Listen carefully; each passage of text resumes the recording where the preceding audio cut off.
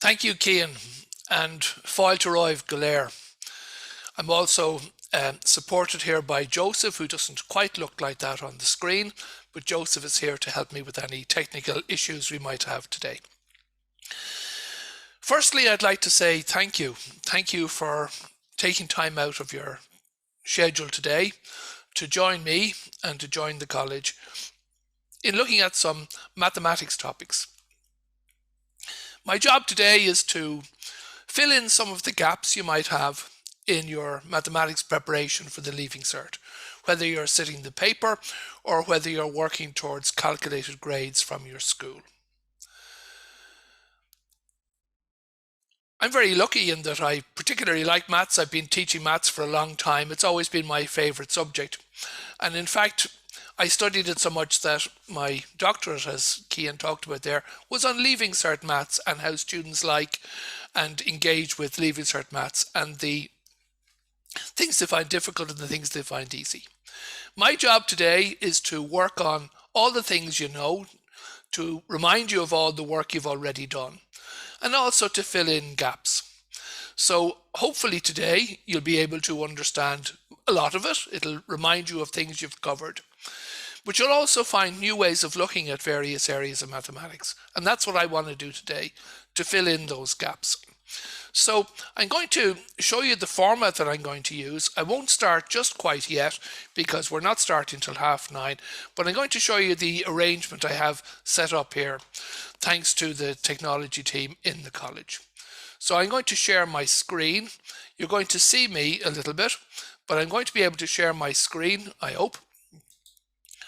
And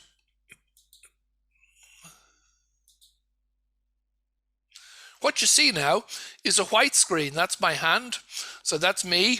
And that's also me in the top corner there saying Fáilte Roibh Galéir go dtí an cúrsa seo, cúrsa mathematica na hórteiste. I'll be using slides today. They'll be a bit bigger than this, but these are the notes that we've made available for you. So if you look at the notes in your handout there, you can print this out, you can take these down, and basically you've got 4 slides per page. That allows you to write in the notes at any time. I won't be writing a lot today apart from the notes that are already there. So you shouldn't have too much difficulty taking and catching up or taking down all that I'm writing. So I'll be going through the notes. Just remember that the notes are read this way, 1, 2, 3, 4, rather than vertically. So when you're reading, this one follows there, just in terms of the sequence, that's all. My notes will be a little bit larger than that. You'll be able to see them there in that size there. So what I'm going to do is I'm going to go through the notes, but before I do, normally when you would come into the college, I would be able to show you a little bit about the college. So I'm going to stop sharing for a moment, and I'm going to see if I can show you something about the college here. We've been delivering this course for probably 15 or 20 years, and normally when we don't have COVID, we deliver this in person. We invite the students to come into the campus and see the campus and to get an experience of what it's like to be here. Now, if you can see the background, that's a picture of Griffith College campus in Dublin. It's our main campus on the South Circular Road in Dublin 8. And it's just a photograph of some of the green area on the campus, the clock tower up there that looks out onto South Circular Road. We have a 7-acre campus here on the South Circular Road. If I look here at various backgrounds that I might have, for example here, Cian, I think, was presenting from the college's campus in Cork. This is a relatively new campus. It's Marymount Hospice was there first. It was a convent and a church. And it's a 5-acre site that we have in Cork's, just on the north side of Cork, very close to the city centre in Cork. We're also fortunate to have other campuses as well. That's an outside shot of our building and campus in Limerick, very central in the city centre, just a couple of hundred yards from the actual core on O'Connell Street. There's a picture of our campus in Dublin City now, one on Wolfe Tone Street. Normally when I teach this course, I deliver it in the college's auditorium in Dublin when I'm giving the Dublin sessions. And there you can see it's where we hold our graduations when everybody completes their course. There's about 400 seats there at the back of the auditorium there, and we've also seats on the ground that we bring in as well for various concerts and events and recording live programs. Ireland's Got Talent and a few other programs, the RTE Symphony Orchestra, various other bodies use the college as well. So what we find here is that we can cater for 600 learners at a time in this particular hall for various big events. And that's where we'd like to be delivering this course. But COVID has moved us, and I suppose everybody, online for the last year or so. Other pictures of various rooms in the college, there would be some computer rooms, there's some lecture rooms, there's our reception area, and various parts of the college. So while I can't show you in person those issues today, I can actually sort of give you a picture of what it's like.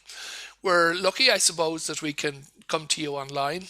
I suppose it saves on the travel for you, and you can do it in your home, in your bedroom, wherever, in the living room, on your phone, on your laptop, and that's great. But it would be nice also to see you in person. So I'm sorry I can't do that today, but hopefully the maths will help. Very briefly about the maths course. The maths course really covers, today I'm covering 4 topics. I'm going to start with the warm-up though, but 4 topics. And what I've done is I've taken the 4 topics on the Leaving Certificate and said, what can the examiners ask? What is on the syllabus? So I've broken each of the topics down into every single component that the examiners can ask. And there are subsections within the notes, and I'll show you how they start as well as I'm going through it. So if you're doing, for example, functions and graphs, you can say, how do you plot a graph? How do you find the intersection points? How do you find the intersection of 2 graphs? How do you find the maximum point? All of those are topics on the Leaving Certificate that the examiner can ask you to identify and do. So what I'll do is I'll go through each of those, and then at the end of each session I'll go through some exam questions, the recent ones, so you can see exactly where they work out. So one of the things I found when I did my studies on maths is that it's important that some people say, oh, I'm great at maths, or I'm not so great at maths, or whatever. That's a strange thing that happens in Ireland, but in other countries they say, there's maths I don't know yet, and maths I know already.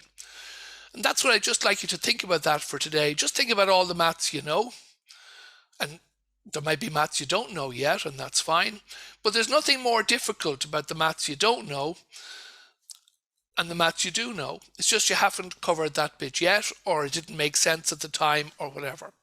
So for me, it's just like something like the Hansel and Gretel story, where Hansel and Gretel, I don't know if you remember the story, they lost their way in the forest or whatever because they couldn't find their way back because a bit was missing. What I want to do is I want to fill in some of those gaps for you. Some of those topics that you're seeing and you're saying, oh, that's all that is. Oh, that's great. That's excellent. I get that now. I can join those 2 bits up. So what I'd like to do today is just take 4 topics and give you experience and a refresher in all the things you know, filling in the gaps where you may have misunderstood or not understood something just quite yet. So you're really, really confident in those areas. And then you can use the resources on the college's website, maths.griffith.ie, to fill in the gaps on this and on other topics as well. So, Tashay, I talked there Lahani Gane, it's coming up to Lahani Gane now. By the way, there are some resources as well online. Oscailge, I thought you'd done a course Oscailge if you're doing the Leaving Cert in Irish, but it'll be mainly Oscailge today. So it's about 9:28. So if you want to take a minute or two just to catch your breath and we'll start at 9:30, if that's okay. And I'm going to start with a session on equations and inequalities. In your notes, it'll be towards the end of your notes. It's just the final section, and it's just a warm-up. So just as athletes would start with a warm-up, I'm going to start with the warm-up at 9:30. So we'll take a minute, catch our breath, and then we'll start at 9:30.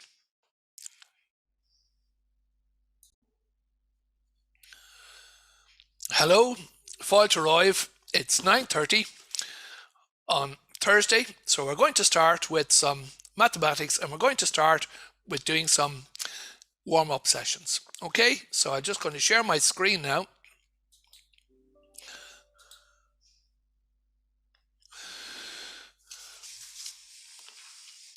Welcome to the support course for ordinary level mathematics. I'm going to start with just a little limbering up to get our maths head working. It'll take a few moments, and please understand that all of this you'll know already. It's just limbering up at the moment.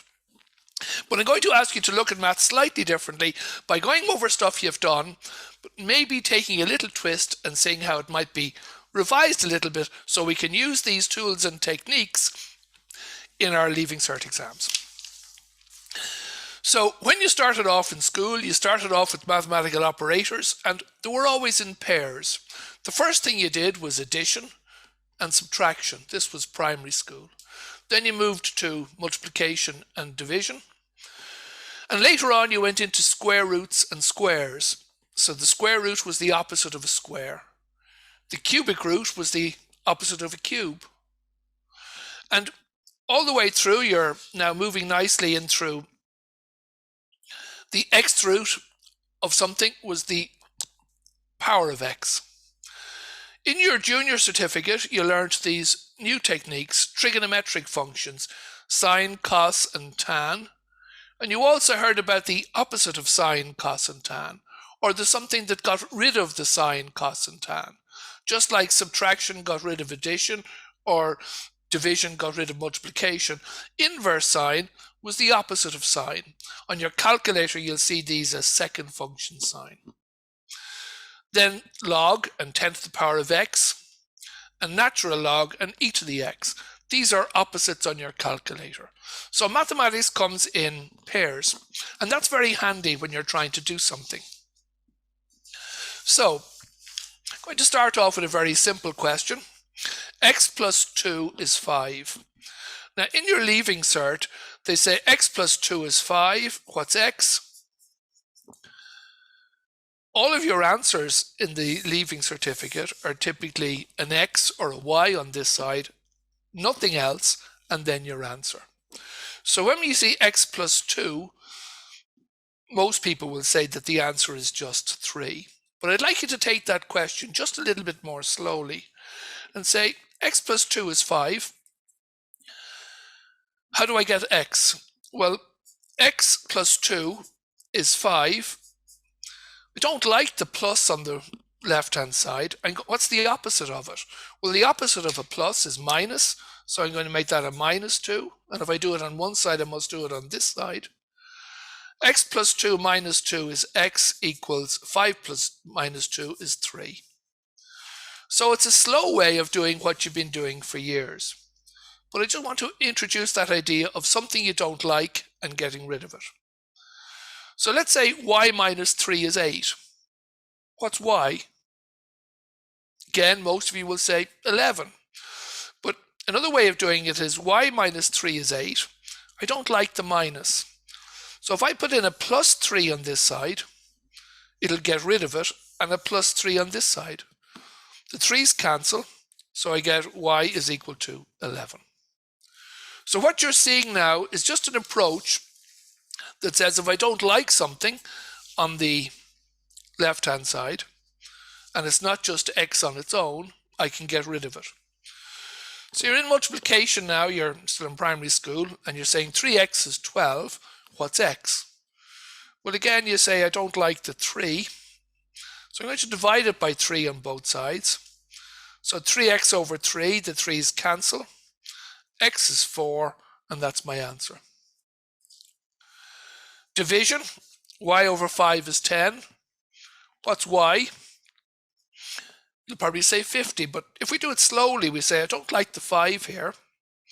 So I'm going to multiply by 5 on both sides.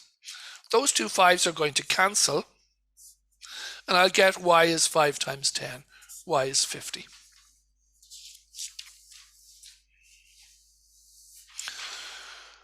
The same technique is used for everything else. We look at x squared is 9. We say, I don't like x squared. I'd prefer if it was just x. How do I make it an x? Well, the opposite would be taking the square root of it. So if I take the square root of both sides, the square root of the square gets rid of it. So x is equal to plus or minus 3. Because minus 3 by minus 3 is 9, and 3 by 3 is 9. Similarly, if I look at the square root of x, square root of x is 5. How do I get rid of it? What's the opposite of a square root? Well, the opposite is a square. So if I square this and square that, the square would get rid of the square root. X is 25. And the same approach can be used when we move to cubes. If x cubed is 8, what's x? I don't know. But I know that the opposite of a cube is the cubic root. So if x cubed is 8, the cubic root of it is the cubic root of it. Now that looks very messy, but really the only reason I did it was because the cubic root of a cube got rid of it. So I'm left with x. And the cubic root of 8, well, that's a number. That's cubic root, that's on my calculator. And I just press the button on the calculator and I get 2. And similarly, if the cubic root of x is 3, what's x? I don't know. But the cubic root of x is 3. What I say is, don't like that. But what would get rid of it? Well, cubing it would get rid of it. So they'd all cancel, and I'd get x is 27. And the same approach works for lots of equations. So let's look if this was x to the power of 10. How would I find out the answer?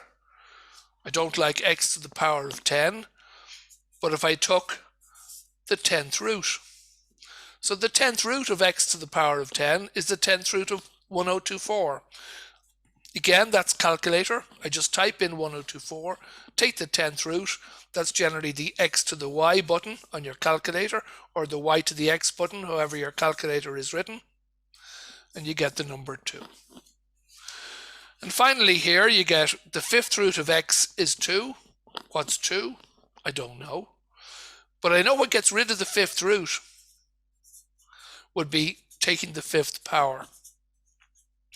The 5th power, they'd all cancel, and I'd get x is 2 to the 5, or 32. So, how can we make this work for us? We now know that regardless of what we have on the left-hand side, if it's not just x equals, we can get rid of it. If it's a plus, we can add a minus. If it's a minus, we can add a plus. If it's an x squared, we can square it. If it's an x cubed, we can all those things we can get rid of. So let's look at it when it comes to trigonometric functions. Well, sine and inverse sine are opposites. So the sine of the inverse sine, theta, is theta. In other words, sine gets rid of inverse sine. Cos gets rid of inverse cos. Tan gets rid of inverse tan. And equally, inverse sine gets rid of sine. Inverse cos gets rid of cos. Inverse tan gets rid of tan. So let's look at an actual exam question that you'd be familiar with. Here you are in the middle of a sum, and you're told that tan inverse x is 45. But you're asked to find what's x. So what you say here is you say, I don't like tan inverse on the left-hand side. What will get rid of it for me? Well, what will get rid of it for me is just tan of this will be tan of that. So now I get tan of tan inverse is tan of 45. But they just cancel. X is equal to tan 45. Tan 45, I put in my calculator, 45, hit the button tan, X is 1.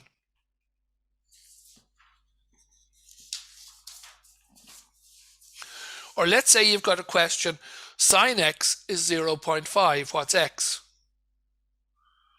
I don't know. I'd much prefer if it was just X on the left-hand side. But I've sine there. So how do I get rid of a sine? Well, I just say, take the sine inverse of it. Sine inverse sine X is sine inverse 0.5. They cancel. It looks messy, but the only reason you chose it was to get rid of it, so it's just only there for a second. Sine inverse 0.5, well, 0.5 is a number. Sine inverse is on your calculator, and if you have it set to degrees, you get 30 degrees there.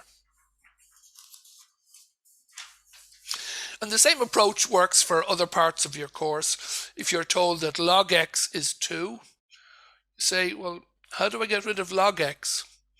Well, the opposite of a log is 10 to the power. So if I do 10 to the power of log x is 10 to the power of 2, because 10 to the power and log x are opposites. That unlocks this, and this unlocks that. So if 10 to the log x is this, it looks messy, but it's just x. X is 10 squared, x is 100. Equally, if somebody said 10 to the power of x is 1,000, what's x? I don't know. But how can I get rid of it? Well, I might take the log of 10 to the x. So the log of this is the log of that. Log of 10 to the x, they just all go away. So I'm left with just x is what I want on the left-hand side. Log 1,000. I type in 1,000 in my calculator. X is 3. That's my answer.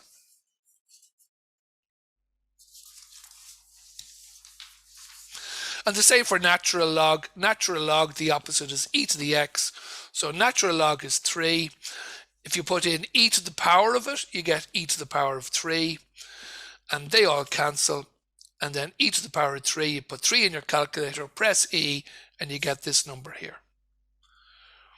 Or finally, if somebody says e to the power of x is 12, that's no good. I just want x on the left-hand side. How do I get rid of an e? I look up and I say you take the log of it. So I take the log of e to the x, the log of this. They all cancel. I'm left with x equals log of 12. 12 in the calculator, hit the button, log, and I get that answer there. So effectively, that's what we've done. We've warmed up a little bit, and we've just seen how we can get rid of bits we don't like by just taking a step-by-step approach. And I'm going to just do one example that would be typical of the questions you'd be asked.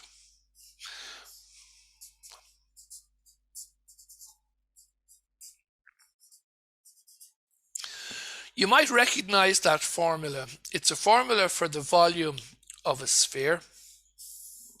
V is equal to 4 over 3 pi r cubed. It'll be in your log tables. It's available to you. You won't have to learn it off by heart.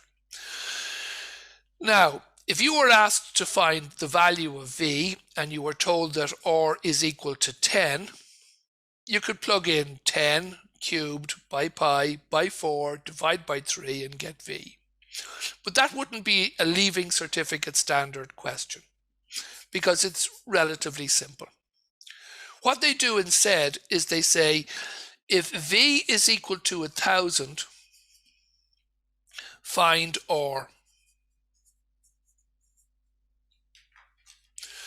So that's a more difficult question. Really what they're saying is find the value of R when V is equal to 1,000. And you're saying, okay, how would I do that? Well, using the approach we've just learned, or just adopted, we're saying, I just want R equals here. I want to get the answer where R is on the left-hand side, and it's equal to something, and there's nothing else around it. So I'm going to take this approach that I did, and I'm going to say, can I change things this? V is equal to 4 over 3 pi R cubed. I want R to be on the left-hand side. Well, I could say that if V is equal to this, this is equal to V. So I have 4 over 3 pi R cubed is equal to V. At least R now is on the left-hand side.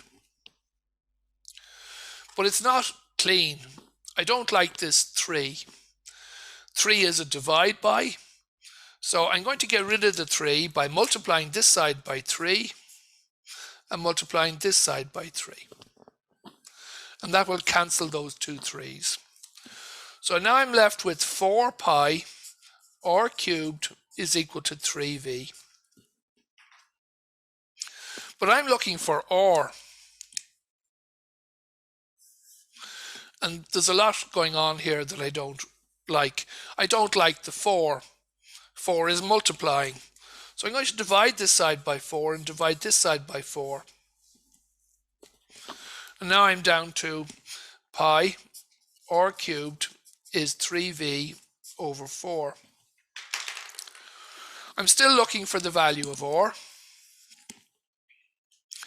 But this is being multiplied by pi. So I'm going to divide that by pi and divide this by pi. And those pi's will cancel. And now I'm left with R cubed is equal to 3V over 4 pi. But I'm only interested in R, not R cubed. So to get rid of a cube, I say, let's get the cubic root of this and the cubic root of this. Now this is quite messy, but the cubic root of the cube is done just to get rid of it.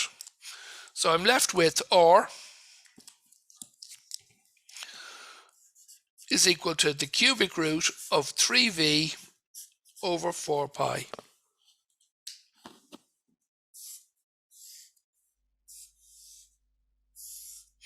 So let's say that I'm told that V is 1,000. R is equal to the cubic root of 3 times 1,000 over 4 pi. Now, all of these are just numbers. Pi is a number, 3.14. So you multiply 3 by 1,000, divide by 4, divide by pi, take the cubic root of your answer, and you get R equals. So regardless of how complicated the first equation is, you can take it step by step by step. Every single equation on your course, on the Leaving Cert, you say, what's in the way? Is it multiplication? Is it division? Is it a cubic root? What is it? And that's how we do it. So thank you for that. It was just a limbering up exercise, and it's useful for every part of your maths course. So in a moment now, I'm going to start with the first topic, full topic on the course, called functions and graphs. So bear with me a second, and I'll be back shortly, starting shortly. I'll just say starting shortly while I get my notes for that, and maybe you take a 1 minute break. Okay? So I'll just go back now, and I'll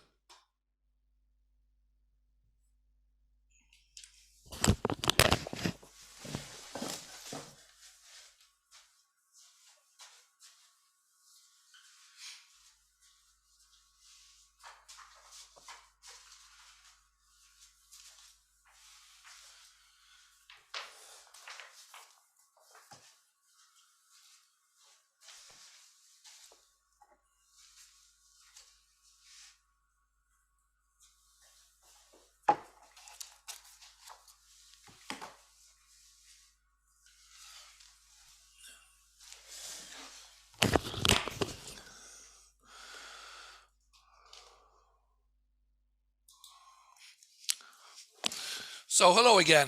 Thank you.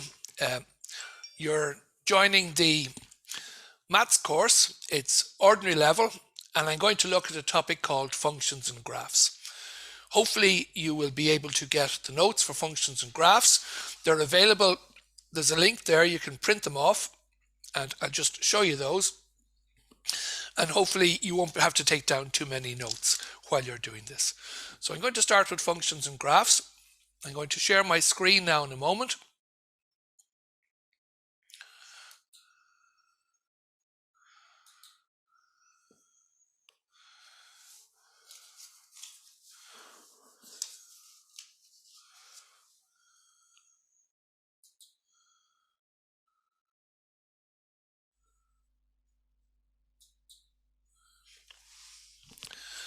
So, welcome to functions and graphs. Let me explain the layout of these particular notes. In functions and graphs here, I just have a title page called functions and graphs. The following pages will have maths notes on them that we'll go through. But throughout the course of functions and graphs, there'll be a few of these title pages. And the title pages show you the various things that you're meant to know on the course, all the various topics that the examiners can ask. And when you're revising this, you can say, well, I know that one, I can skip that section, I can skip that subsection, I want to look at this one again, or whatever. So you can play the video back into the start of these points, or whatever. So I'm going to start with functions and graphs.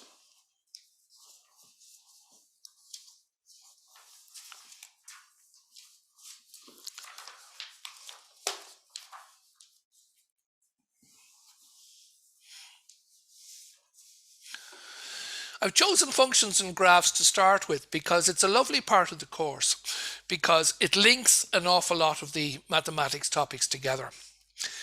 When they changed the syllabus for the Leaving Certificate Maths way back in 2015, and they haven't changed it again since, they decided that all the parts of the course had to be linked together. And functions and graphs joined this very nicely. In this functions and graphs, we'll be able to show calculus, the minimum point. We'll be able to show simultaneous equations as well as the graphs themselves.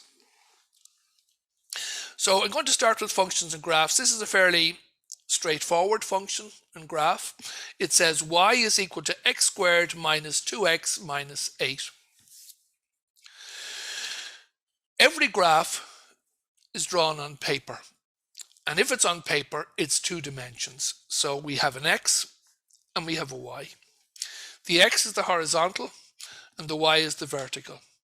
Now, sometimes you'll see the graph written as f of x equals x squared minus 2x minus 8.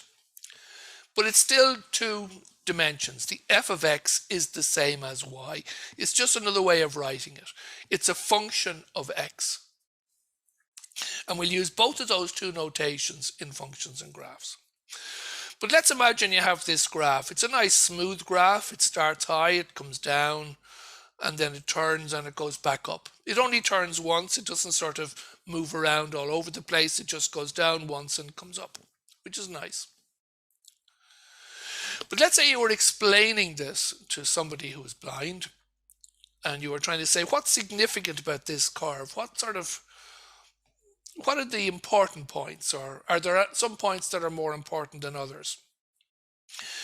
So you might say, well, yeah, I suppose it comes down, and this point is sort of important because this point it's not above the line or below the line or above the x-axis or below the x-axis.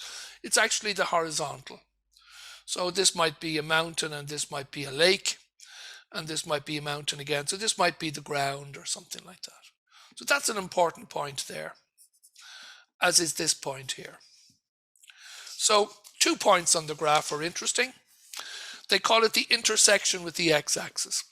This graph comes down and it intersects at -2, sort of 2 west and 4 east. So -2 naught and 4 naught. These are the 2 points of intersection. So in defining this to somebody who's blind, you'd say it's a graph. It starts up high in the air, it comes down, and at this point it hits the ground, and at this point it goes under, and then it comes back, hits the ground, and goes into the air again. So there are 2 important points. Here's another point here that's important, the point 0, -8. And at this point, it's neither west or east. It's exactly on the 0, 0 line. So we're looking here at, this is the, here we've got x equals 0 line, or the y-axis. The x value is 0 because we're not moving east or west. We're stuck here.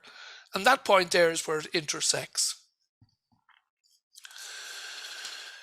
And the final point of interest on the graph is this point here. This is a really interesting point. So imagine if this was a vase and you had a marble in it.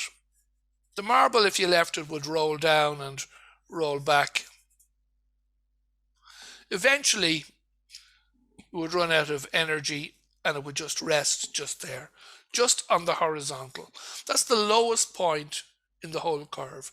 And that's the point, the minimum point, and that's the point where the slope of the graph is 0. So what we're going to do in functions and graphs is we're going to look at the function in its totality, and we're going to see, can we find these 2 intersecting points with the x-axis? Can we find the intersecting point with the y-axis? And can we find this minimum point? Bringing in calculus, bringing in simultaneous equations, and also just drawing the graph as well. So we can take a breather. We can say, what can the examiners ask? Well, the first thing they can ask, and this is why I have this title page here, plotting points. Can you plot points on a graph? That's one of the learning outcomes or the tasks on your Leaving Certificate course. Can you plot points? And you get marks for every single one of these areas on the course. So here's an exam question. Plot the function fx is x squared minus 2x minus 8 for values between -2 and 4. Now f of x, we know, is just y. And that's equal to x squared minus 2x minus 8. So that's the vertical and x is the horizontal. So find the values from -2, -1, 0, all the way up to 4. So you're asked to do, plug in, wherever you see the value of x, plug in the value of this one. So let's take a simple one first. Let's take f of 1, when x is 1. When x is 1, we get 1 squared minus 2 times 1 minus 8. So 1 squared is 1, minus 2 times 1, well that's 1 minus 2, is minus 1, minus 8. That would turn out to be minus 9. F of 2 would be 2 squared minus 2 times 2 minus 8. 2 times 2 is 4, minus 4, 4 minus 4 is 0, minus 8 is minus 8. So have a go there at just putting in f of 3 and f of 0 and f of minus 1. Have a go there at the moment. Try those.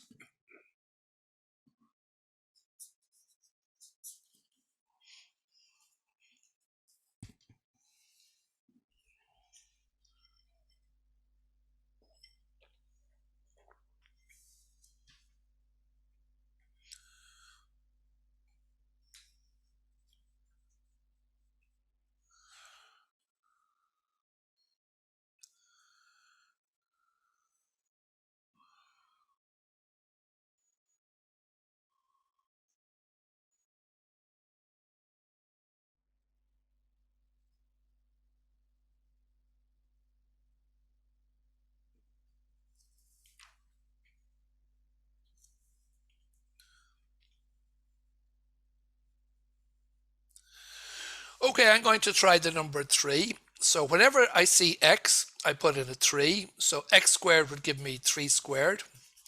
Minus 2 times 3 minus 8. 3 squared is 9, minus 6 is 3, minus 8 is minus 5. When f of naught, I get naught squared, minus 2 times naught, minus 8, and that's minus 8.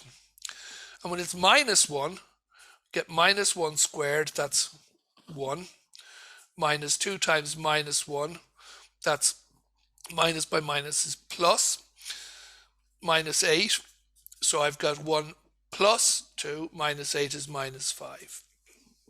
So that's how I get my answers. So on the page here, for minus 2, I got naught.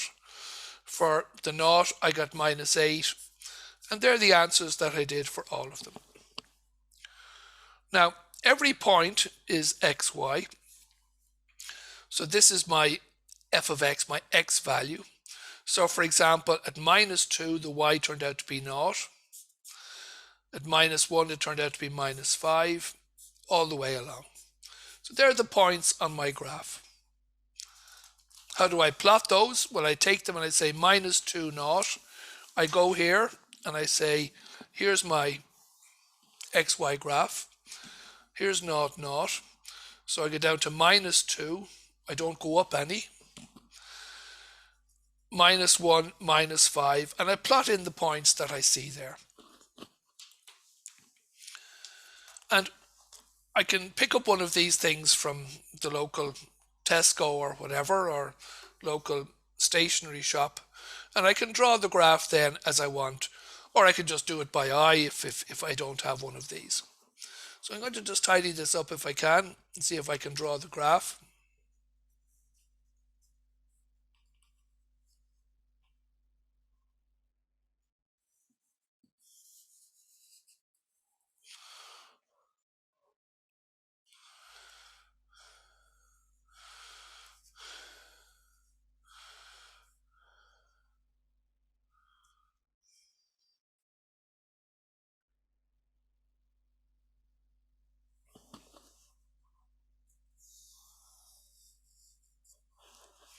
So I get a graph that's relatively okay. Missed that point a little bit, but there's a full drawing of there. So I've drawn the graph. And that's something you can be asked in the exam and pick up marks for straight away. So can you plot points on a graph? Marks for that. Okay, that's topic 1. The next one then is intersecting Xs. In this question, or part of functions and graphs, they're saying, can you find out where this graph here intersects the x-axis? Now, sometimes they give you a graph and you have to do it by eye and read from it. And you can say, well, if I'm reading from it, it's about minus 2 and about 4. But sometimes they want you to calculate it using equations. So let's look at the techniques that they have on the course. This is in another part of your maths course on quadratic equations. But they say f of x is equal to x squared minus 2x minus 8. The same graph, or y is equal to, whatever you wish.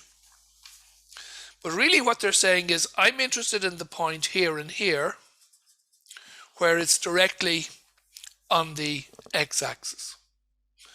Now, the x-axis is here, but there's another name for the x-axis. It's actually a straight line. And it's a line where all the y values are naught. Naught, naught, 1 naught, 2 naught, 3 naught.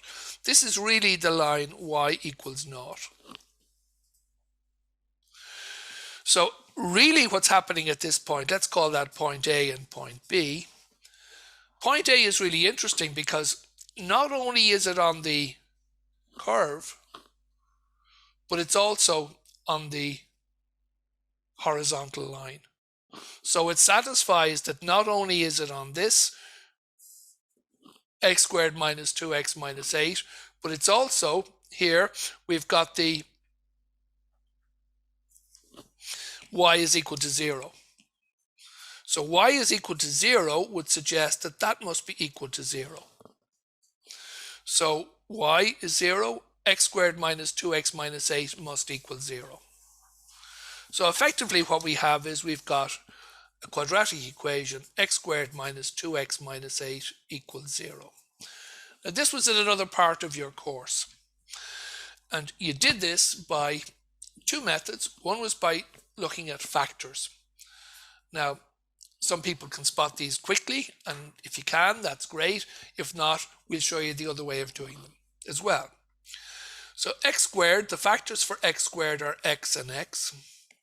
And the factors for 8 are maybe 4 and 2 or 8 and 1.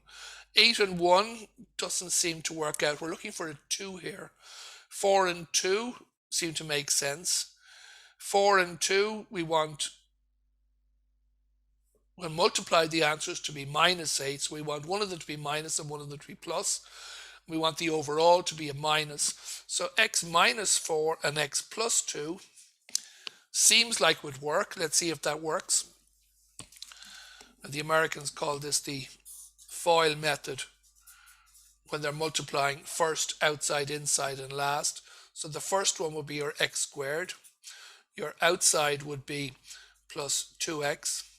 Your inside would be minus 4x. And your last would be minus 8. The 2 and the 4x would become minus 2x minus 8. That looks like that's correct. They are the factors. So if x minus 4 is a factor, x would equal 4, because if x minus 4 is 0, how do I get rid of the minus? You'd add a plus to this side and a plus to that side. They'd cancel and you'd get x is equal to 4. So the factors here are x is equal to 4 or x is equal to the factors are x plus 2 and x minus 4. The roots are when x is 4 or x equals minus 2. And does that make sense? Well, it looks on the graph as if it does. It looks like the graph says when x is 4 or when x is minus 2, that's when the curve hits the x-axis, the y equals 0. Now let's say you didn't spot that, or you couldn't find the factors of that too easily. Is there another way of doing it? Well, there is. On your course, you've learned something in the junior certificate, and it's called the minus b plus or minus formula. It's in your tables as well. You can see it there. It's that familiar formula that you've used to solve quadratics. So let's see how we do that. We get x squared minus 2x minus 8 is 0. How do we solve that quadratic? Well, it works for every single quadratic, for every ax squared plus bx plus c. So the first thing I've got to figure out is what is the coefficient of the a part, what is the b part, and what is the c part. So I sort of go into a bad word here, but a lockdown. I sort of focus on this and I say, okay, in this case, x squared is 1. So I say a is 1. The b, the plus b, is minus 2. And the c is minus 8. So I found the coefficients of the general equation, x squared minus 2x minus 8. I've said, in this case, a is 1, b is minus 2, and c is minus 8. I carry those over to the next page, just copying them down. Here they are. And I put those into the equation that's in the tables. So I write down minus b plus or minus square root of b squared minus 4ac over 2a. I get marks for that. Once I write that down, the examiner knows I'm using this formula. If I make a mistake transcribing it, he or she will follow me all the way through. But I'm going to say minus b. Well, minus b would make that a minus minus. That would make that a plus 2. Plus or minus the square root of b squared would make that a minus 2 squared. Minus 4. A would be 1 and c would be minus 8. So I just write that down. Over 2a, 2 times 1. So I can come up for air now in that I've written down the numbers that go in, and now it's just using the calculator. Well, the 2 squared will be 4. 4 by 8 will be 32. Minus by minus will be plus. So 4 plus 32 is 36. And the square root of 36 is plus or minus 6. So I've got plus 2 plus or minus 6 over 2. If I take the plus, I get 8 over 2. If I take the minus, I get minus 4 over 2. I get x equals 4 or x equals minus 2. Exactly the same as I got before when I did it with the factors. So I may have spotted it. I didn't have to spot it. I get exactly the same answers. X is 4, x is minus 2. And not only that, but I'd find out exactly where they intersect at minus 2 or 4. So that's a part of your course that is examinable, and regularly you've asked to get that in the Leaving Certificate. Now, the second topic here for intersecting is intersecting the y-axis. When does the curve hit the y-axis? When does it have a 0 here in terms of x? Because you don't want to move east or west. And this is even easier because you've just got the function here, or f of x, x squared minus 2x minus 8. But we want the x value to be 0. So we just have to put in 0 wherever there's an x. So there's the function again. F of x is x squared minus 2x minus 8.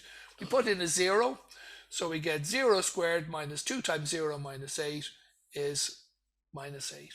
So the point 0, minus 8. And that's the full set of questions they can ask on intersections. So, what else can they ask about functions? Well, a linked question they can ask is checking graph values. And here they say, is the point 0, 3 on the graph?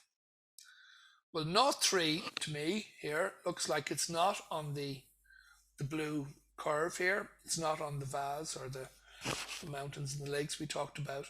It seems to be missing that. How would you prove that? Well, the function we have is x squared minus 2x minus 8. And we've got to see, or y is equal to x squared minus 2x minus 8. And for this point here, xy, when x is 0 and when y is 3, we've got to see, does that equation hold? So we'll check whether or not the point 3 satisfies the equation. Let's plug in 0 and 3. So we could say y is equal to x squared minus 2x minus 8. Y is 3. Is 3 equal to 0 squared minus 2 times 0 minus 8? Is 3 equal to minus 8? The answer is no. We can try, we can say when x is 0, we find the value is minus 8, not 3. So in other words, we're saying that when we plug in the graph here at 0, we get 0 minus 8. Not here.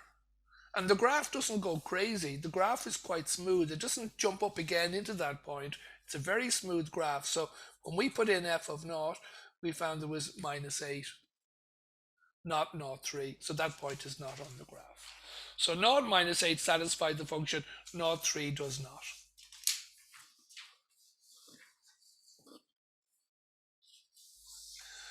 Now, what else can they ask about graphs? They can say, where is the value of the graph, the f of x? Now remember that that's y.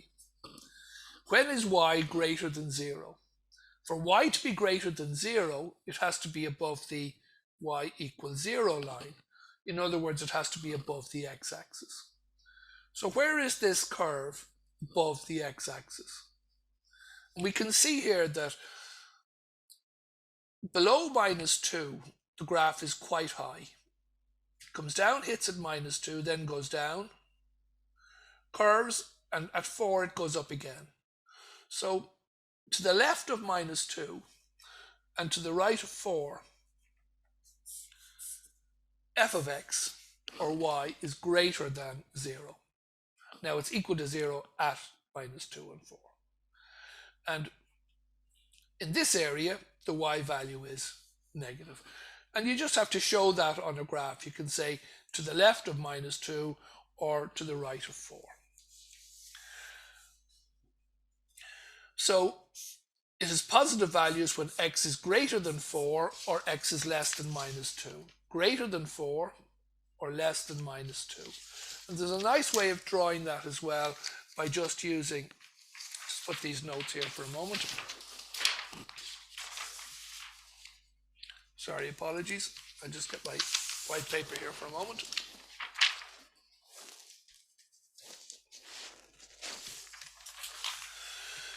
So x is greater than 4 and x is less than -2. Sometimes it's nicer to have the -2 first. So you say x is less than -2. If I want to put -2 on the other side, I have to change this sign. Way of looking at that is, as I go from x to -2, I see the pointy bit of that sign first. So if I change the x and the -2 there, as I go from x to the -2, I've got to see the pointy bit first. Or as I go from -2 to x, I've got to see the open bit first. So that's the same as this. And similarly, x is greater than 4. So if I wanted to join them up, I could say -2 is greater than x and x is greater than 4. So it's just a way of joining those two up. If x is less than -2 and x is greater than 4, I can put the -2 here and change the sign, put the x here, or I can write it as one sample equation, a compound one like that. And that's often the way they would write it in the exam paper. So there's really two equations when x is less than -2 or x is greater than 4.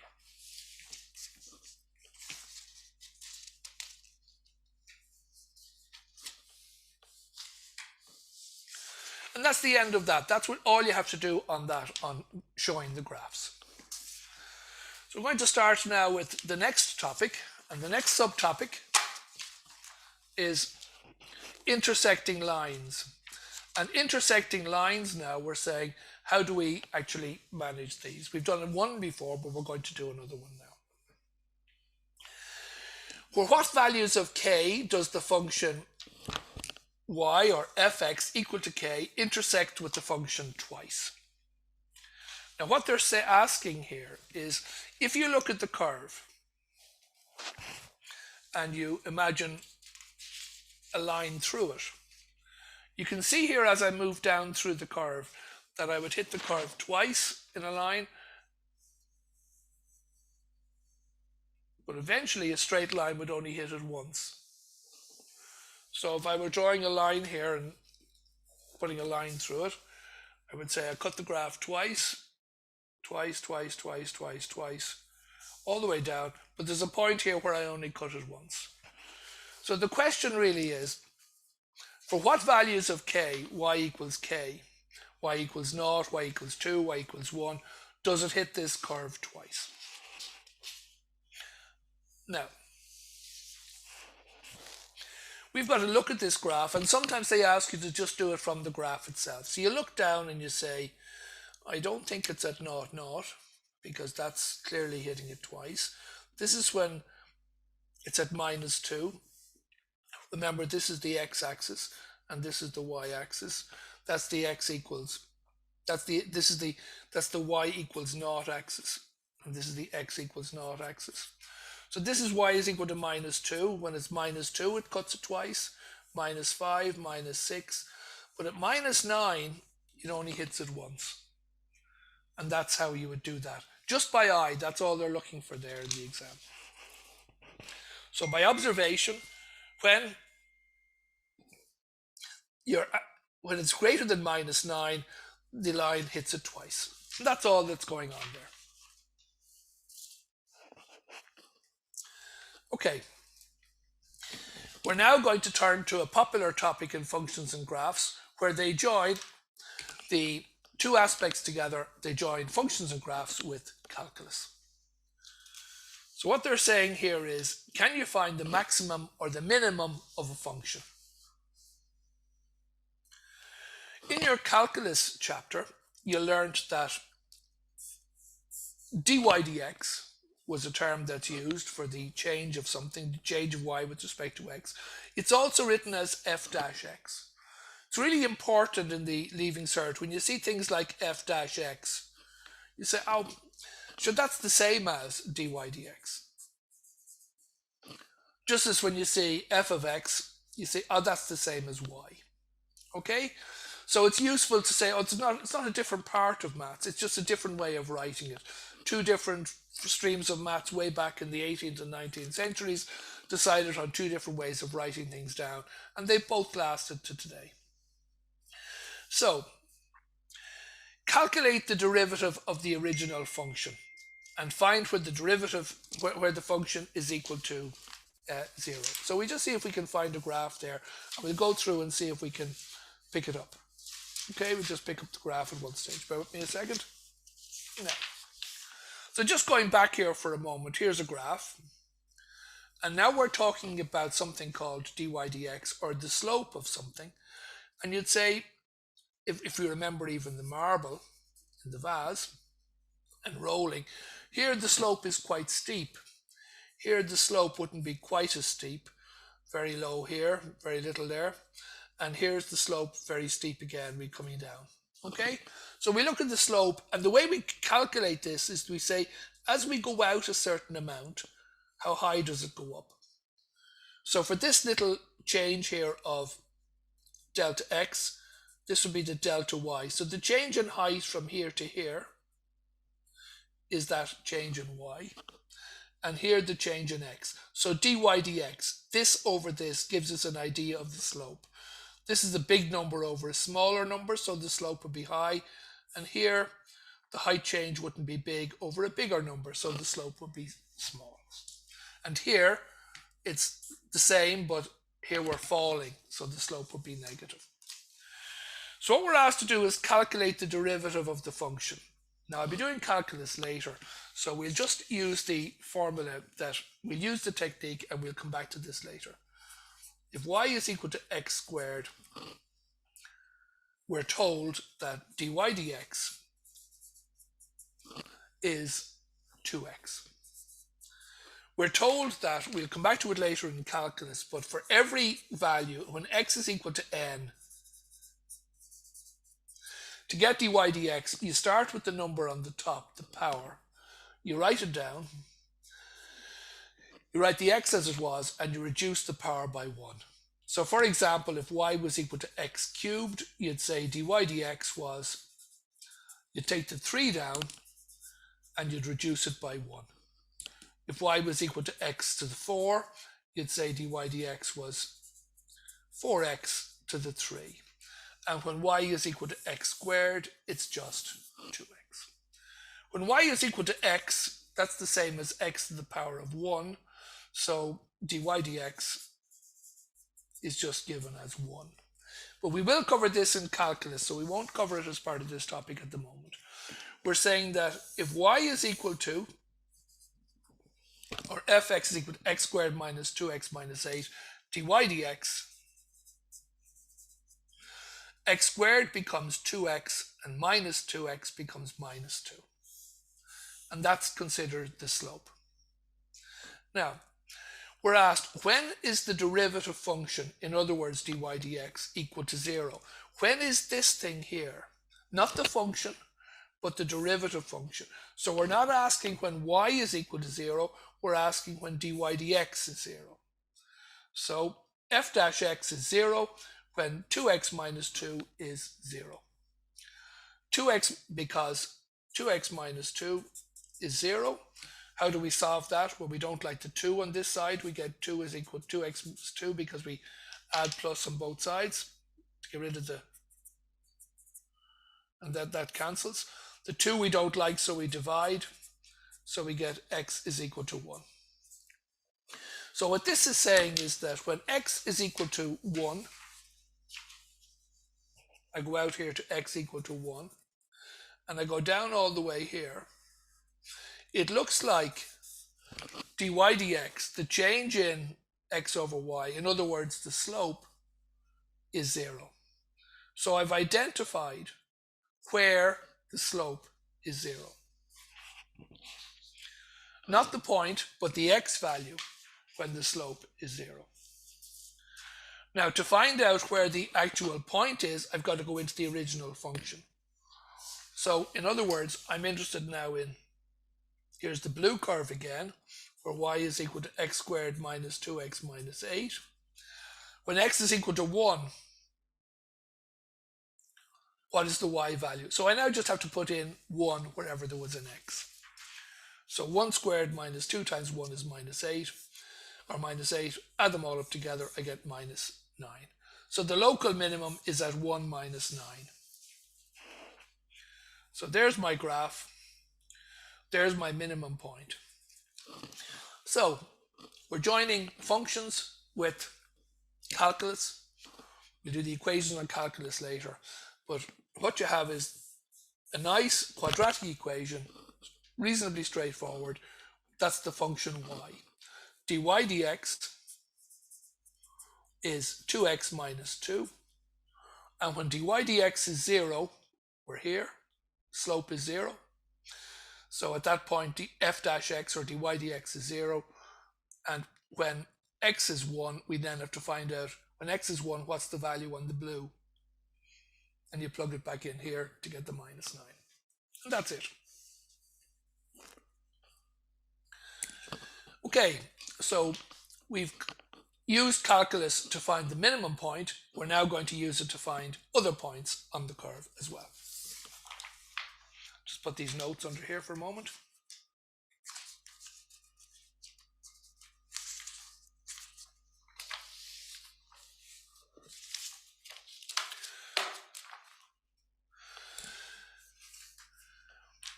So hopefully this has allowed you to fill in some gaps. If there are any questions, we have an email address, schools@griffith.ie.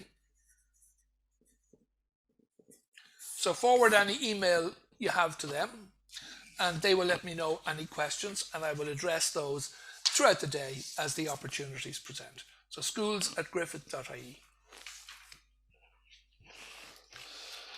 So, thank you. We're now on another part of functions and graphs. We're looking at slope values. And here we're saying we've done a slope value when the slope was 0, but the calculus works for every point on the graph. So the question you can be asked is, where are the points on the graph where the slope is greater than 0, greater than or equal to 0? So here by I, you're asked by the examiner to say, can you show on this graph where the slope is going uphill? So you just look at the graph and you say, okay, well, it's going downhill here, seems to stop here, and at this point it seems to start going up. Now this point here is when x is equal to 1.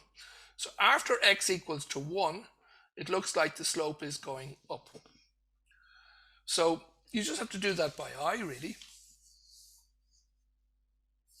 And you just say the slope is going up after x equals 1. Now, here's another question you can be asked. Find the general expression for the slope of a function. Well, remember now what we have is slope. Another word we've had for slope is the letter m.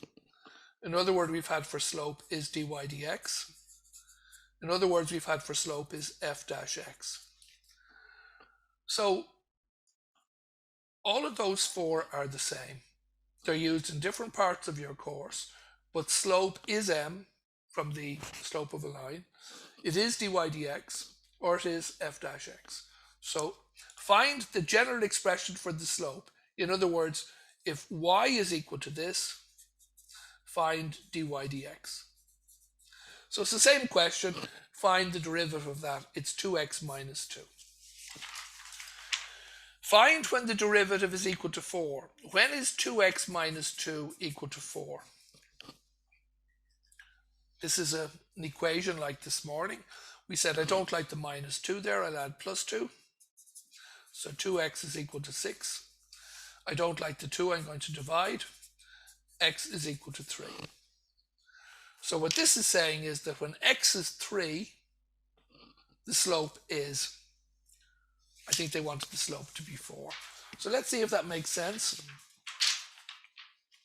We go now to the slope being, the x being equal to 3. We come down to the graph, and we can see here that the slope is reasonably steep here. There's quite a lot going on there. So it's actually 4. In other words, every time I go out 1, I go up 4. So if that's 1, that's 4. So I go from minus 5 to minus 1 or something like that. So that's about the shape of that. So that's the slope at the point 3 something. So find the derivative when it's equal to 4. So that was my solving there when x is 3. And find the value of the function. Again, you have to remember that we're looking for the value of the blue when x is equal to 3. We've done this from the very start. We said f of x was equal to this. So we just say, what's f of 3? We say 3 squared minus 2 times 3 minus 8. So all the bits are joining together. Plotting the points, plugging in the number into the function. So 3 squared minus, well, that's 3 squared is 9, minus 6 minus 8 is minus 5. So the point at the slope of 4 is 3 minus 5. So I go now to 3 minus 5, and I can see that's the slope. That's dy dx. That's the curve. That's the slope of the curve at that point there. You can also see that if I draw it here, for every 1 I go out, I go up 4. Slope is 4 over 1. You might know that from your lines where you say y2 minus y1 over x2 minus x1, or whatever you call it, delta y over delta x, or dy dx, or f dash x. So there's so many different words. Slope, m, dy dx, f dash x, or the slope equation in the lines that you did, or whatever. And that's the graph. So that's where the slope is equal to 4. We're now going to link the functions and graphs to tangents and to the tangent of the curve. So this is bringing the line together with the actual functions and graphs itself. So find the tangent to the function fx is equal to x squared minus 2x minus 8 at the point this. So you're now told find the tangent. To find the tangent, you have to find the slope, and at that point. So f of x is x squared minus 2x minus 8. F dash x, or dy dx, is 2x minus 2. So just think of how many different ways the examiner has asked you to just to find the derivative. Find the derivative, find the slope, find the tangent. It's all the same thing. Just get dy dx. If that's y, get dy dx. And you know the formula. If it's x squared, it becomes 2. If it's x, it sort of stays to 1. 1 times it, and that's it. And if it's a constant, it disappears. So the slope is given by 2x minus 2 at the point x5. Well, if x is 3, 2x minus 2 must be 4. So now we have the point x1, y1, 3 minus 5. The slope is 4. And if you look up your tables for the line formula, there's a formula that says y minus y1 is m into x minus x1. This is the formula for the line. You know the value of y1, it's minus 5. You know x1 is minus 3. And you just plug in the numbers. So y minus y1 is equal to m into x minus x1. This is from the tables. You will get marks for transcribing it down, knowing that that's where you want to go. You'll also have written down that 3 minus 5 was the point you're looking for, and that the slope was 4. So now it's just a question of plugging in the numbers. Where there was a y1, you plug in minus 5. Where there was an x1, you plug in 3. So you plug them in. y plus 5 is 4 times this, y plus 5 multiplying in 4x minus 12, swapping it across, 4x minus 12 is y plus 5, then moving the 12 across, etc., making it a plus, etc. So you end up with this equation here. Or you could have decided to keep the y on the other side, and you said 4x minus y is 17. You could say move the y across, you get y 17 plus y is 4x. You could move the 17 back, 4x minus 17 is y. Whatever way you want to write it. Now 4x minus 17 is y, dy dx of 4x is 4. So you have so many ways of writing it. There's the equation, one way of writing it. Dy dx is 4. The slope at that point, 1 for 4. All the various angles there. And that's the tangent at 3 minus 5. So what you've done there is you found out the tangent by finding out the slope, by finding out the point, and by finding the line. And that's another topic done.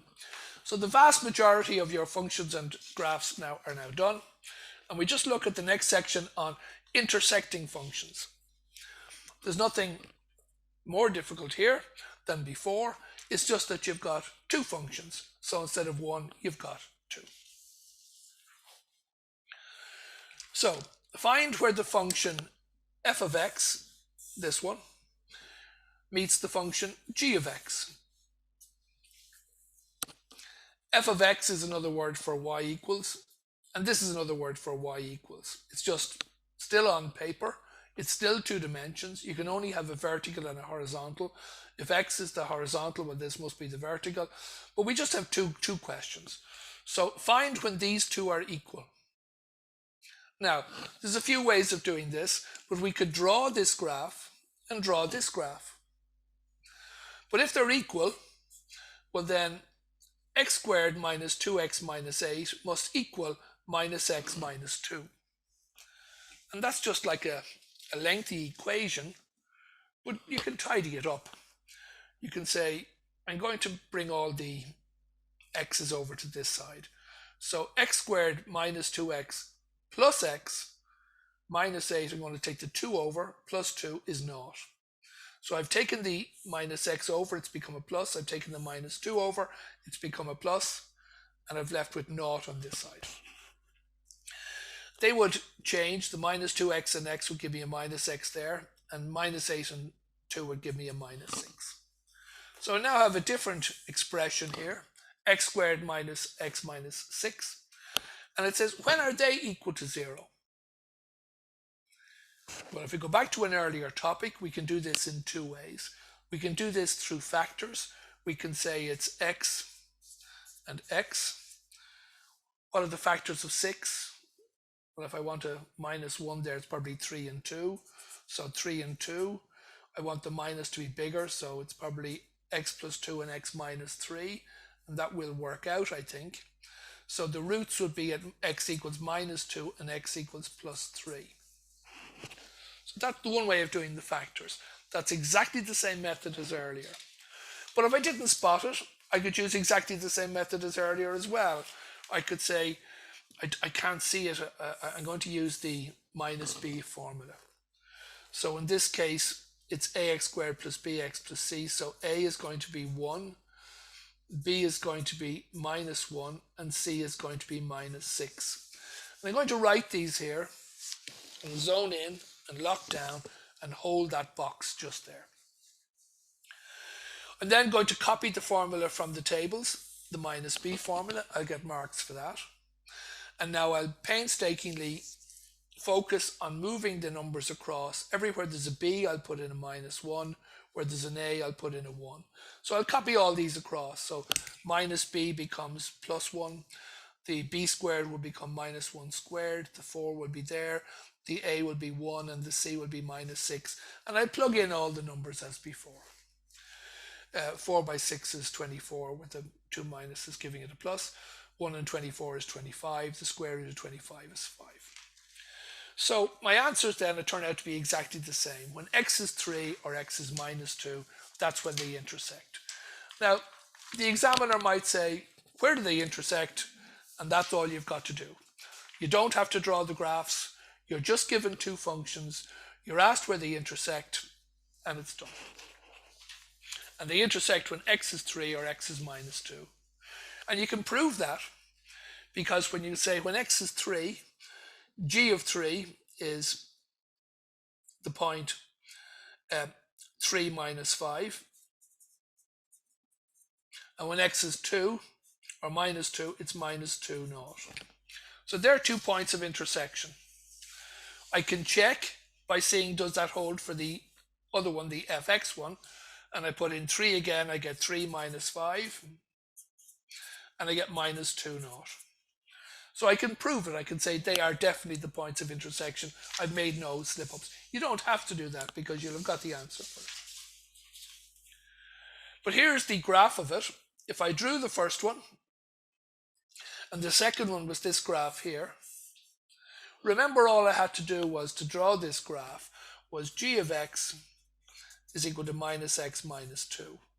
Well, what's g of naught? What's g of 1? What's g of 2? Well, when g is naught, I get naught minus 2. When g is 1, I get minus 3. So when it's naught, I get minus 2. 1, I get minus 3. So I would have been able to draw that graph if I had to. And you can see there that it intersects at minus 2 and at 3. So that's the intersection, and that graphs that. They might ask, when does f of x, when is it greater than g of x?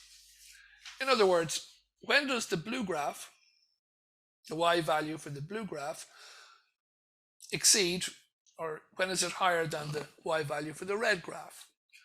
And it looks like it's certainly higher here in this section. Certainly higher here, definitely here, but not here. In this section, the blue is below. So that's a no. That's a no, and that's a yes. So in this area here, it's certainly higher, and here. So I can do that by eye. And I can say that back here, f of x, the blue one, is bigger than g of x. Here, it's bigger. Is that okay?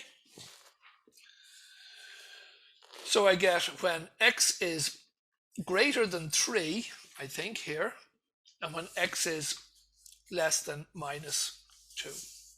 And again, I can change that minus 2, and I can say minus 2, again, if that's the open wide mouth. So minus 2 greater than x greater than 3. That's the part when the blue is bigger than the red. And that's that.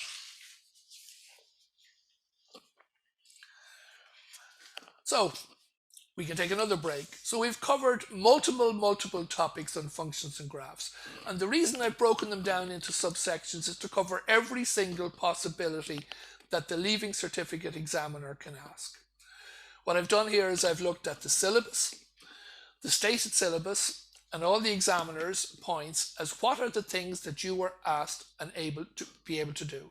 So you look at these and you say, can I plot them? Yes. Can I find the points of intersection? Yes. How am I on 2 graphs? I look that up again or whatever. So in each of these you say, do I know it already? Great. If you do, move on. If you don't, just say, well, look at that again and let's do a question in that area. So we're towards the end now. We'll finish at 11. And I'm going to look at a different graph. This is called inverse functions, but really it's the same. It's just a graph that looks a bit different, but there's no new techniques here. So it says, plot the function f of x is 1 over x plus 2.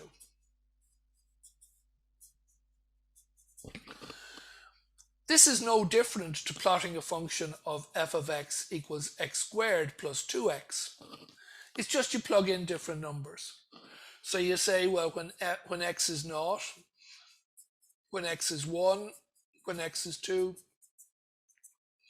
you just plug in the numbers. So it says, please do it from minus 6 to plus 2. Well, let's do the plus 1. When x is 1, it's 1 over 1 plus 2. When x is 2, it's 1 over 2 plus 2. When f of 3, it's 1 over 3 plus 2. So that's a third, that's a quarter, and that's a fifth. And we can do it all the way down. And it says don't do it when x is minus 2. Okay, so we do it for all those points.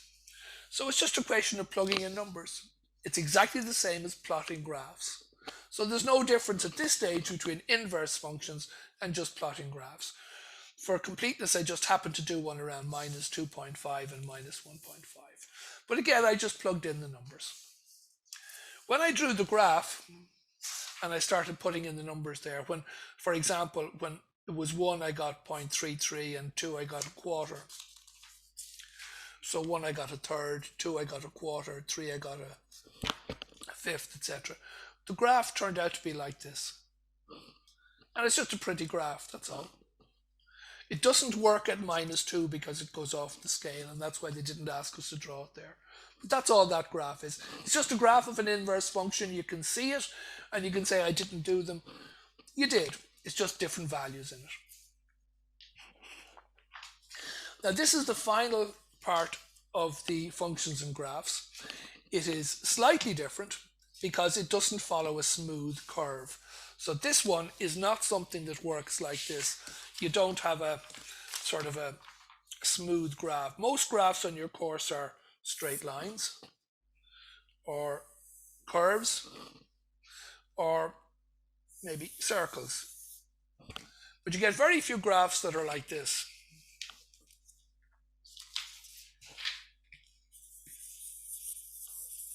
Fortunately, you don't have to deal with any of those. But there are some graphs that don't have smooth edges that you do have to deal with. And I'll show you one of those now. Here's a graph that is quite a jagged edge. And you see these sometimes, maybe they might give you an example where they might say there's a pattern. And they might have say something like, oh, it's a TV program or something, and somebody is in hospital and their heartbeat is going something like this. And you hope it continues. You hope it doesn't go something like this and stays. And then suddenly they get better and you're feeling okay about them again or whatever. But that's a heartbeat. And really what they're showing is they're showing that sometimes you can break that up into a pattern. You can see a particular spike coming up at a certain time. So in these graphs, they give you another set of symbols. F colon x arrow f dash x. Again, it can only be 2 dimensions. It can only be x and y. So this must be the horizontal and this must be the y. So this must be another word for y, really. So f dash f colon x arrow, it looks right, but really let's consider it as just 2 variables. So here's a graph. And the question they can ask is, if you look at this graph, can you identify the period and the range of the graph? Now the period is, how often does it repeat? Okay, is it daily, weekly, monthly? Is it whatever? So you really have to find a subset of the graph that repeats. Now you could start high or start low or start with it crosses the x-axis, it doesn't matter. But I'm going to start on the high point just for the sake of it, just to pick one of them. Okay, and I'm going to say there's the high point.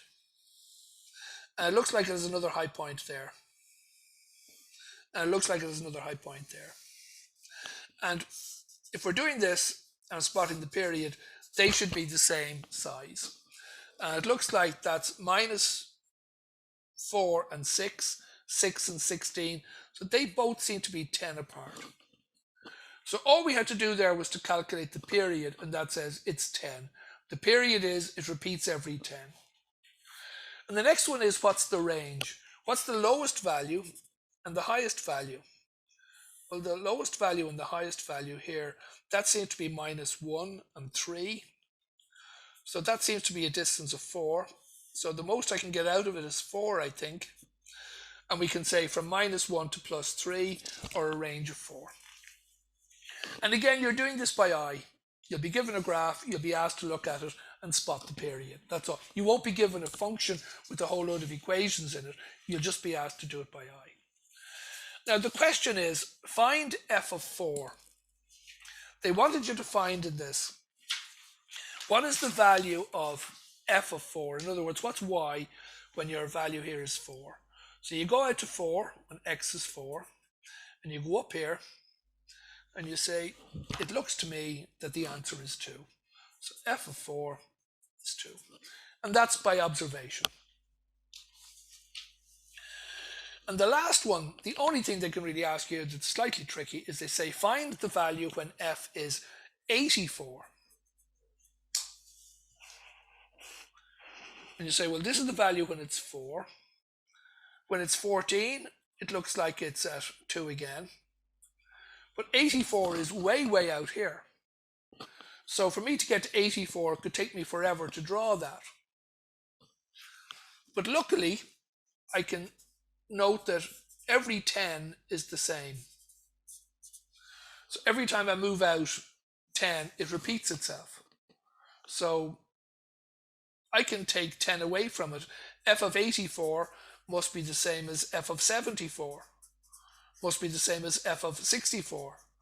And I can keep on going with those 10s until I get back into this graph here.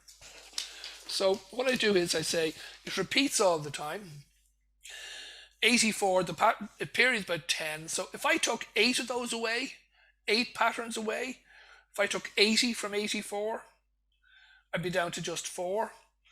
And f of 84 is the same as f of 4. And that's how I do it, because f of 4 is the same as f of 14, 24, 34, all the way up to 84. Now, believe it or not, that is the whole set of notes on functions and graphs. What have we done? We have looked at all of the topics. We have looked at the various subsections in them. The subsection started with a particular line that says this is a new area. You can look at all of those in turn and say, yes, I can do that. I'll try that again, or whatever. So, as I say, you look at tangent to curve. Do I know how to do that? Oh, what was that again? Yes, I find the dy dx. I find the dy dx at a point. I know the point and the slope because dy dx is the slope. I can find the tangent. Great, I can do that. Or, no, I can't do that. I must look at that again and do that. So I invite you to go back through the functions and graphs. The great thing about it is that it covers all of the topics that are there. So just bear with me a second. I'm going to now look at some recent exam questions in that area, and I'll pull those up. So,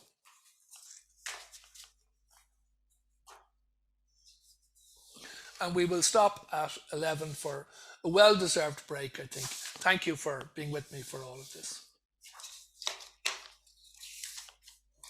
Hopefully you can see this. These are either 2019 or 2020 questions, but all of the questions from all the various years are covered by the material that we've just gone through on functions and graphs.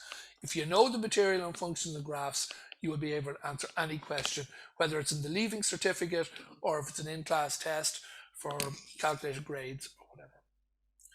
So let's look at how they ask to show that these questions do come up. The function is defined as y is equal to x cubed minus x cubed plus 4x squared plus x minus 2. And they ask you, complete the table below for the values. In other words, that's another way of saying fx equals. In fact, that's how they write it. They just said f of x. And they say, plug in the values when x is equal to minus 1, 0, all the way up to 4.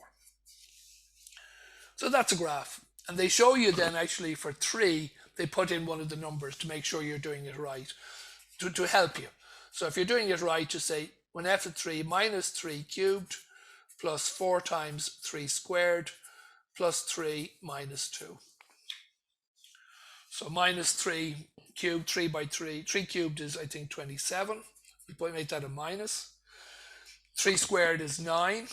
By 4 is 36. Plus 3 minus 2. So that's 9 12, I think that's 10. And 10 is the number they had there. So they just say plug in the numbers. Then draw the graph and draw the graph. So once you've done it, you say, well, if 3 is 10, whatever the graph is, and let's assume the graph is something like that or whatever. But you can plug in the numbers using one of these if you want, or whatever way you want. Use your graph to estimate the two roots. Now the two roots are, where does the graph cross the x-axis? And if this happened to be the graph, you'd say, oh, I think it's around here, and it's around here. So that's probably about a quarter, and that's probably around 4.5. You just have to do that by eye. Now, what else does it ask? It says, find the value for x for which f double dash x is 0. So what they're saying here is that find when f double dash x is 0. Okay, so they're saying that f of x is minus x cubed plus 4x squared plus x minus 2. F dash x is dy dx. So for that we say we take down the 3, we get 3x squared, the minus stays. For x squared we get 2x by 4, which would make that 8. And for x we get 1. But we were asked for f double dash x. X squared would be 2x by 3 is minus 6. Again, minus 6x. The 8x would become just 8, and the 1 would disappear. And it says, find when it's equal to 0. So when is that equal to 0? When is minus 6x plus 8 equal to 0? Well, I don't like minus on this side. I'm going to make everything a plus by multiplying everything by minus. So I'm going to say 6x minus 8 is 0. I don't like the 8 on this side. I'm going to say 6x is 8. I don't like the 6. I'm going to divide. So I get x is equal to 8 divided by 6, which I think is 1 1/3, is it? And that's it. So that was quite quick. I know we did that in a minute or two, but like really we're talking about a nice straightforward question that they gave. Okay?